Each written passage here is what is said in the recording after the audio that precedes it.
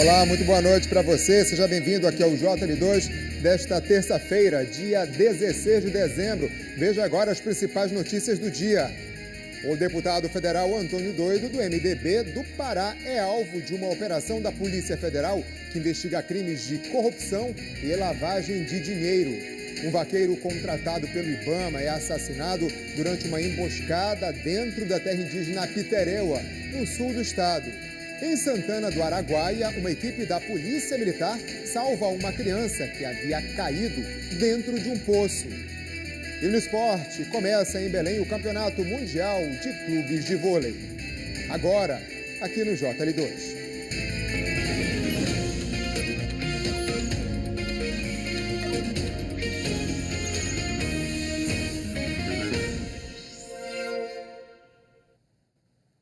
A Polícia Federal investiga o envolvimento do deputado federal Antônio Doido, do MDB, em um esquema de lavagem de dinheiro e corrupção. Na operação de hoje, 2 pessoas foram presas, entre elas um policial militar. Mandados de busca e apreensão também foram cumpridos no Distrito Federal. Os agentes da Polícia Federal cumpriram 31 mandados de busca e apreensão no Pará e em Brasília. O alvo principal é o deputado federal Antônio Doido, do MDB do Pará. A operação foi autorizada pelo ministro Flávio Dino, que determinou a apreensão do celular de Antônio Doido e da esposa dele, Andréa Dantas. O deputado mora neste prédio em um apartamento funcional e, segundo a polícia, ele disse aos agentes que o casal não usava celular, mas a polícia descobriu que ele jogou os aparelhos pela janela. A imagem obtida pela jornalista Andréa Sadi mostra o momento em que os agentes encontraram os celulares no jardim do prédio. Ali, ó, achei. Um celular aqui, tem o outro aqui, lá na janela ali. Os agentes também apreenderam uma coleção de vinhos avaliada em R$200 mil, relógios e dinheiro vivo. No Pará, foram presos em flagrante um policial militar que fazia a segurança do deputado e a mulher dele por obstrução de justiça e porte ilegal de armas. A investigação começou após 2 pessoas sacarem R$5 milhões em uma agência bancária na cidade de Castanhal do Pará em outubro de 2024, na véspera da eleição municipal. Esse dinheiro, segundo os investigadores, seria usado para a compra de votos. O irmão do deputado era candidato a prefeito de outro município. Na decisão que autoriza a operação, o ministro Flávio Dino cita trecho do inquérito policial, que aponta uma movimentação de altas quantias em espécie, sob a égide do deputado federal Antônio Leocádio dos Santos. E que o grupo investigado, sob o comando do parlamentar, utiliza diversas empresas para operacionalizar as movimentações financeiras objeto da investigação. Entre elas, a JA Construcons, que tem como responsável legal a mulher do deputado Andréa Dantas. No relatório, a PF chama atenção para o volume de contratos firmados entre a empresa e o consórcio dos quais ela faz parte com o Estado do Pará. E cita que só neste ano a empresa da mulher do deputado recebeu o total de R$52 milhões do governo local. O secretário de Obras do Pará, Benedito Cabral, também foi alvo de busca e apreensão hoje. Segundo a Procuradoria-Geral da República, ele faz parte da organização criminosa e usou o cargo para beneficiar o grupo. Entre as obras suspeitas está a ampliação de uma rua em Belém como parte dos preparativos para a COP30. A investigação aponta indícios dos crimes de organização criminosa, crimes eleitorais e crimes licitatórios diversos, como a frustração do caráter competitivo do procedimento licitatório e a fraude em licitação e contrato, até a corrupção e lavagem de dinheiro. Bem, nós procuramos o deputado federal Antônio Doido e a mulher dele, mas ainda não tivemos retorno. A Secretaria de Obras do Pará declarou que todas as contratações seguem o devido processo licitatório dentro da legalidade e moralidade. A SEDOP diz ainda que está à disposição para prestar informações e auxiliar nas investigações. E no início deste mês, a Justiça Eleitoral tornou o deputado federal Antônio Doido inelegível por 8 anos. Na sentença do juiz, ele concluiu que o réu utilizou recursos de emendas parlamentares, financiamento de grandes eventos, como shows e sorteios de prêmios de grande valor e ainda a vinculação de obras públicas com pedidos de voto, configurando um uso promocional e sistemático do dinheiro público, além de caracterizar abuso de poder político. A decisão do Tribunal Regional Eleitoral do Pará é de primeira instância e ainda cabe recurso. Um dos mais procurados traficantes de Tucuruí, no sudeste do estado, foi preso hoje pela Polícia Civil. De acordo com as investigações, William de Lima Abreu é apontado como chefe do Comando Vermelho na área e é o responsável pelo tráfico de drogas e a prática de extorsão em toda a região do Lago Tucuruí. Foram cerca de 3 anos de investigação. O suspeito foi localizado em uma mega operação do Núcleo de Inteligência e de Combate ao Crime Organizado do Pará. Ele estava escondido em uma ilha de difícil acesso no município de Novo Repartimento. O suspeito já tinha 8 mandados de prisão em aberto. Além de participação em organização criminosa, ele responde por 4 assassinatos, tráfico de drogas e foi autuado em flagrante por posse ilegal de arma de fogo. Durante o cumprimento de um mandado de busca, a polícia também apreendeu drogas no local onde ele foi localizado. Em São Félix do Xingu, no sul do estado, a polícia investiga as circunstâncias do homicídio de um vaqueiro contratado pelo IBAMA para a retirada de gado criado ilegalmente na terra indígena Pitereua. Ele foi morto a tiros em uma emboscada. O vaqueiro, identificado como Marcos Pereira da Cruz, estava fazendo a retirada dos animais quando foi alvo de uma emboscada na região conhecida como Linha 10, na estrada do Capacete, em São Félix do Xingu. O vaqueiro havia sido contratado pelo IBAMA para uma operação de desintrusão na terra indígena Apitereua, atendendo uma decisão do Supremo Tribunal Federal que prevê a retirada de ocupantes não indígenas e de gados mantidos ilegalmente dentro do território. Ele teria se afastado do grupo principal para reunir um gado que estava solto, momento em que foi atingido por um disparo no pescoço. Equipes de apoio prestaram os primeiros socorros no local e levaram o homem de helicóptero até o Hospital Municipal de São Félix do Xingu, mas ele não resistiu aos ferimentos.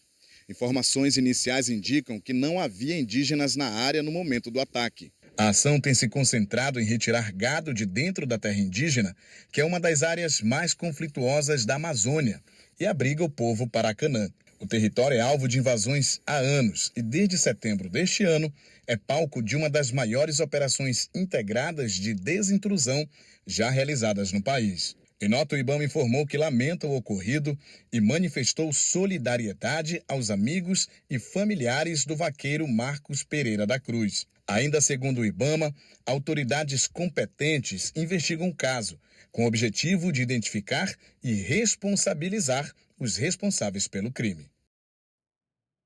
Um acidente envolvendo um caminhão resultou na morte de uma mulher no município de Mãe do Rio. Ela estava dentro de casa quando o veículo desgovernado invadiu o local.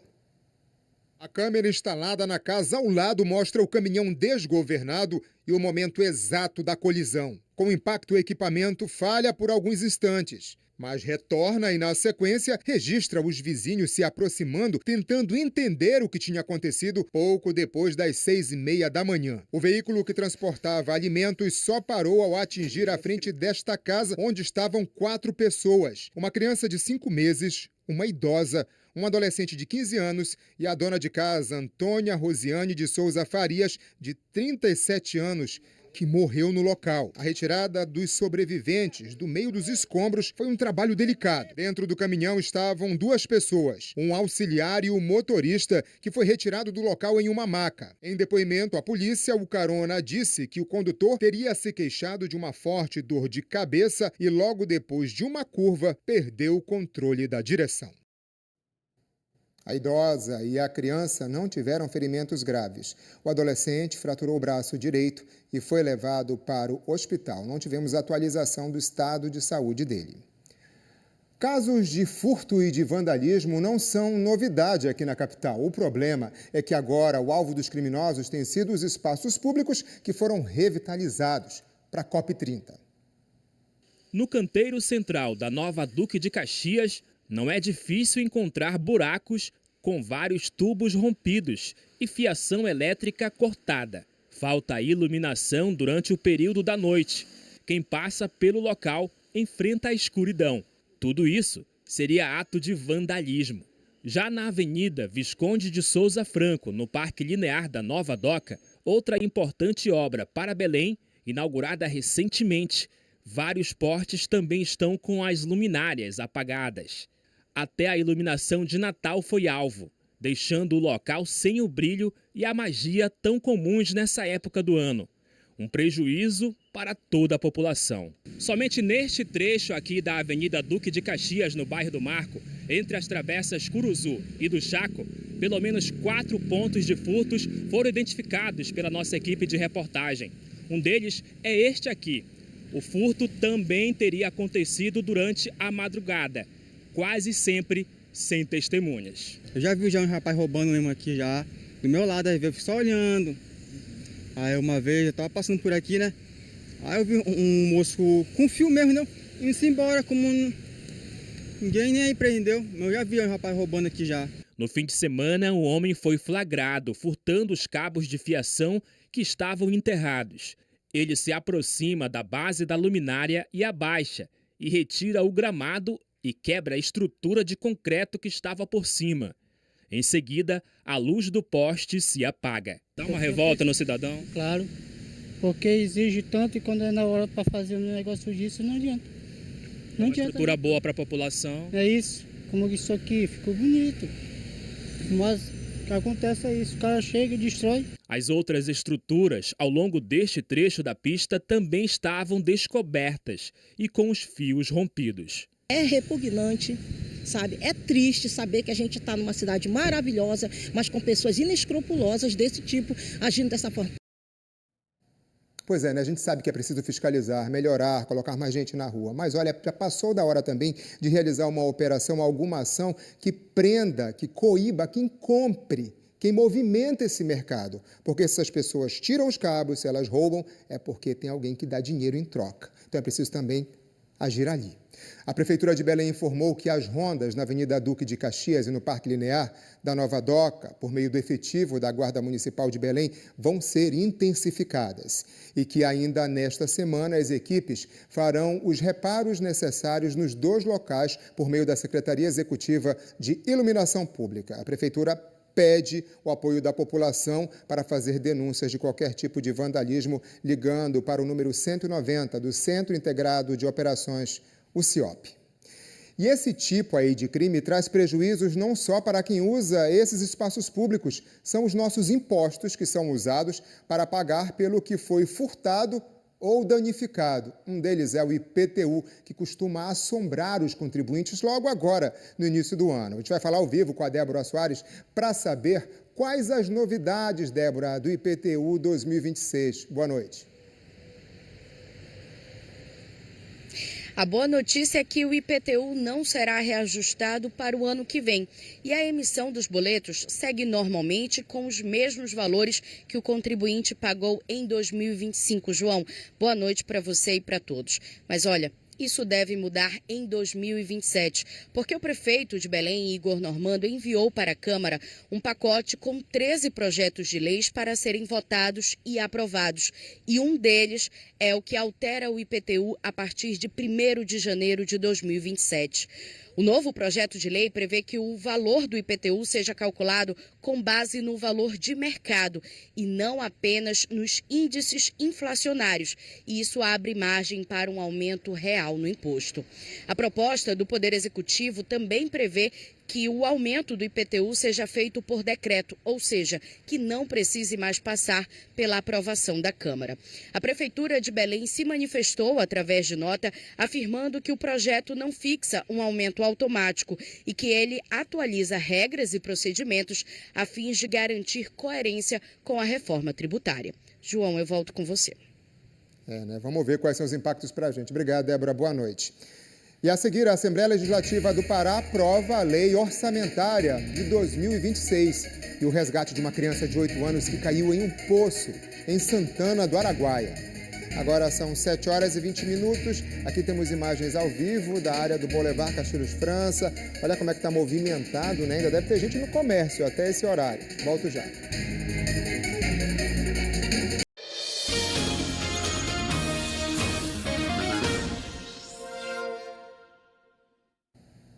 Depois de um grande susto, o alívio. Um menino de 8 anos foi resgatado depois de cair em um poço em Santana do Araguaia, no sul do estado. Assustado, o menino tentou se segurar como pôde, enquanto a família pedia socorro. Fiquei com medo, afundei. A mãe do Matheus acompanhou tudo de perto e viveu momentos de desespero. Fiquei com medo dele morrer lá dentro.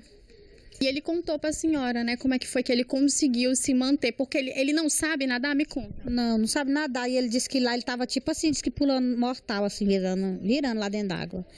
Aí disse que tinha uns fios lá e ele querendo, não conseguiu pegar. Mas ainda bem que estava desligado, né, desligado a energia. Aí ele conseguiu segurar numa mangueirona de plástico grandona, que vai com a bomba, né? Matheus estava brincando aqui no quintal da casa da vizinha quando subiu sobre as telhas que cobriam o poço. A estrutura não suportou o peso, as telhas quebraram e ele acabou caindo. Assim que souberam do acidente, vizinhos correram até a delegacia da cidade em busca de ajuda. A guarnição da Polícia Militar veio rapidamente prestar socorro. Sem pensar muito, o segundo sargento França entrou no poço sem nenhum equipamento para salvar o menino. E aí eu sou pai, eu me convivi a situação. Eu falei para os meus guerreiros que estavam comigo, eu vou pular e vocês vão me tirar daqui com essa criança. Eu confio em vocês. E graças a Deus deu tudo certo. Mesmo sem pensar, deu tudo certo. Que é o mais importante, foi salvar a vida daquela criança. Enquanto isso, o soldado Aragão e o soldado Viana encontraram uma corda nas proximidades e improvisaram para retirar a criança e o colega. A gente correu e procurou, achou uma corda, né, aqui no local aqui mesmo, aqui, os vizinhos aqui, e montamos, né, ali de uma forma, uma cadeira mais ajustável e rápido, porque até que a criança já estava passando mal ali, já parecia que estava exausta fisicamente, gritando, pedindo socorro. Após o resgate, Matheus e o sargento da PM foram levados ao Hospital Municipal de Santana do Araguaia. Eles receberam atendimento médico e passam bem. Um final feliz. Matheus ganhou 3 heróis. Tem melhor presente de Natal do que solidariedade, do que um gesto que salva vidas? Parabéns aos envolvidos. E olha, quem pretende viajar para passar o Natal e o Ano Novo com a família precisa preparar o bolso. Um estudo do DIEESE mostrou que os custos das passagens rodoviárias, fluviais e aéreas sofreram um reajuste de até 15%. Pela primeira vez em Belém, o Thales estranhou a diferença de preços nas passagens de ida e volta para Parauapebas. De vinda foi mais em conta do que da ida. Foi bem mais em conta, Uma economia de quantos reais, mais ou menos? Olha, eu paguei na vinda, paguei R$200. Na ida, 254. De férias, as primas já estão indo para Anapu passar o Natal e o Ano Novo com a família. E teve reajuste no preço. Tá mais ou menos assim mais caro, mas não tá tão assim não. Mas já teve um aumento em relação a antes? Teve, foi uns R$15. Os destinos mais procurados no terminal rodoviário de Belém, dentro do estado, são para Salinas e Cametá. Já para fora, São Luís tem sido o mais procurado. Segundo o DIEESE, as tarifas mais altas já estão vigentes e podem ultrapassar 15% de aumento. A gente costuma ter um alinhamento de valores que seguem a lógica da alta de preço dos combustíveis, de gasto com pessoal, isso aqui é comum. Ao longo de 12 meses, todos esses gastos se incorporam e formam novos preços de passagem. A gente costuma ter também a retirada dos chamados descontos que são ofertados em período de baixa e isso traz reajustes aí bem pesados. Para não pagar tão caro, a Eliana estava pesquisando no terminal qual empresa de transporte oferecia o melhor preço. Ela veio garantir as passagens para Altamira para passar o Natal com a família e ela percebeu a diferença. Por que a senhora veio hoje comprar com antecedência? Porque com antecedência você compra uma vez um pouco mais em conta, em cima da hora ela aumenta um pouquinho. Semana passada a minha cunhada foi e teve uma diferença de passagem. Aí eu vim já para antecipar um pouco mais barato. Está compradinha já, só esperar a data. Além das passagens já estarem mais caras nos guichês, acima da inflação, a tendência é que nas vésperas de Natal e Ano Novo, o valor das passagens esteja ainda maior. Com a alta procura, prevalece a lei da oferta e da demanda. Essa demanda para festas de final de ano vai fazer com que esse fluxo aumente de pessoas procurando essas passagens e automaticamente com uma oferta que não deve crescer tanto, ainda que você tenha carros de reservas, a tendência é de uma alta com certeza. É bom lembrar que talvez o planejamento, a compra antecipada e principalmente para quem vai viajar em grupo e que as famílias possam fazer bem essa conta e essa relação.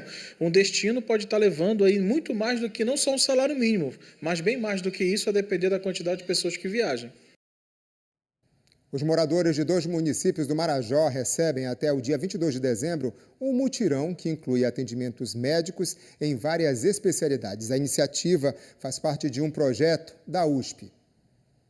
Ao todo, são cerca de 200 estudantes, profissionais de saúde e professores da Faculdade de Medicina da Universidade de São Paulo.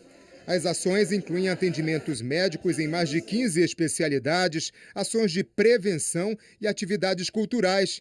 Entre elas, esta oficina de artesanato. A ação é inédita e vai até o dia 22. Os municípios escolhidos foram Soure e Salvaterra. Todos os serviços são de graça. Durante a programação serão levantadas ainda informações importantes, entre elas um mapeamento das complicações do diabetes na região. Depois de encerrada, a expedição dará origem a uma exposição prevista para 2026 em São Paulo. A ação tem apoio das prefeituras dos 2 municípios e está sendo realizada em escolas e outros espaços públicos transformados em postos de saúde adaptados. A Assembleia Legislativa do Pará aprovou hoje a Lei Orçamentária Estadual de 2026, que define como o dinheiro público será investido no próximo ano. Ao todo, serão mais de 54 bilhões de reais investidos em áreas como saúde e educação. Na última plenária do ano da Assembleia Legislativa do Pará, a pauta foi a Lei Orçamentária Anual de 2026. Durante a votação, os deputados definiram como a verba pública e os investimentos serão usados no próximo ano, já prevendo quanto o Estado vai arrecadar e quanto vai pagar. Aprovado por ampla maioria, o orçamento foi fixado em mais de 54 bilhões e 249 milhões de reais. A distribuição de recursos aprovada pela LEPA aponta 2 áreas prioritárias no Estado para o ano de 2026, educação e saúde. Juntas, essas 2 áreas concentram mais de 16 bilhões de reais dos recursos do ano que vem. À educação foram destinados 9,3 bilhões de reais, à saúde 6,7 bilhões. Nós temos ainda muitos déficits educacionais, principalmente na infraestrutura. Se fez muito pela infraestrutura educacional do Estado do Pará, mas ainda há muito o que se fazer. Também nós continuamos o investimento, o governador está continuando o investimento, tem novos hospitais que vão ser inaugurados ainda no próximo ano, alguns vão ser construídos em parceria com os municípios, que aí a gente vai dando a característica de hospitais regionalizados com especialidades definidas. À Previdência Estadual foram destinados 5,2 bilhões, à Segurança Pública 3,7 bilhões e ao Sistema de Justiça 3,2 bilhões. Os recursos vêm do Orçamento Fiscal e Seguridade do Estado e de investimentos de empresas em que o Estado é acionário. A nossa expectativa é ultrapassar 2026 os 5 bilhões de reais de investimento, que é um valor praticamente histórico na nossa história, com um investimento tão alto já previsto no orçamento nosso, já aprovado aqui pela Assembleia Legislativa. Agora o esporte, a CBF divulgou a tabela básica da Série A do Brasileirão de 2026, com os jogos das 38 rodadas. A competição está prevista para começar no fim de janeiro. O Remo estreia contra o Vitória em Salvador. Já o primeiro jogo em casa será contra o Mirassol, previsto para o começo de fevereiro, no Mangueirão. Você tem acesso a todas as informações da Série A no ge.globo/PA. No futsal, a paraense Ana Luísa comemora o título de campeã mundial com a seleção brasileira, o título mais importante da carreira dela. Saiu dos pés de uma paraense o primeiro gol do Brasil em uma Copa do Mundo feminina de futsal da FIFA. Na estreia contra o Irã, Ana Luísa fez história. ficou mais histórico ainda, né? Marcar o primeiro gol da seleção brasileira na primeira Copa do Mundo. Até hoje ainda não caiu muito a ficha. Com 4 gols e uma assistência na Copa, a pivô foi crucial para o título mundial. Na final, a seleção venceu Portugal por 3-0 e o sentimento de ter a taça nas mãos é difícil de descrever. É tão gratificante você ver todo o seu esforço, todo o seu trabalho deu certo. Então, acho que foi um momento de alívio, muita felicidade e gratidão. O caminho até o topo foi árduo. Desde o começo na SMAC até o Torreblanca Melilla, atual clube na Espanha, foram anos de dedicação. E desde criança, nunca houve dúvidas sobre o que queria fazer da vida. Meu brinquedo favorito era a bola, tudo que tinha bola. Tanto que eu já fazia vôlei, fazia futsal, jogava tudo que tinha bola eu queria estar metida. Então, sempre pensei em estar conectada com a bola. Mas a qualidade com a bola nos pés também vem de família. Ana Luísa é filha de ninguém mais, ninguém menos do que o ícone do Paysandu, Rogerinho Gameleira. Sempre que tem jogo, ele me manda mensagem, me fala um pouco de como foi meu desempenho, fala que está gostando, às vezes fala que não está gostando também, né? Que eu posso melhorar, treinar. A gente tem essa relação de mais de conselhos, né? Ana Luísa já realizou alguns sonhos na vida. Ser jogadora profissional, estar em um clube na Europa, ser campeã mundial. Mas ainda há muito o que realizar. Almejo também estar na lista das melhores do mundo, almejo chegar nisso também. Mas acho que seguir sendo feliz, sabe? Desfrutar da melhor forma possível. Parecia estar tão distante, parecia que esse dia nunca ia chegar e chegou. Então a gente tem que acreditar, lutar pela nossa modalidade, ir até o fim e principalmente treinar muito, mostrar para quem nos assiste que é bonito ver esse futsal feminino. E começou hoje de manhã no Mangueirinho, em Belém, o Mundial de Clubes de Vôlei Masculino. Na partida de abertura, o Cruzeiro enfrentou o Osaka do Japão e perdeu por 3-0. O Praia Clube também estreou hoje e venceu o Al Rayyan por 3-0. E daqui a pouco, às 8h30 da noite, o Campinas faz a primeira partida na competição contra um time da Polônia. O JL2 de hoje fica por aqui, lembrando que amanhã nós se encontramos mais cedo a partir das 6h45 da noite. Estou te esperando, até lá.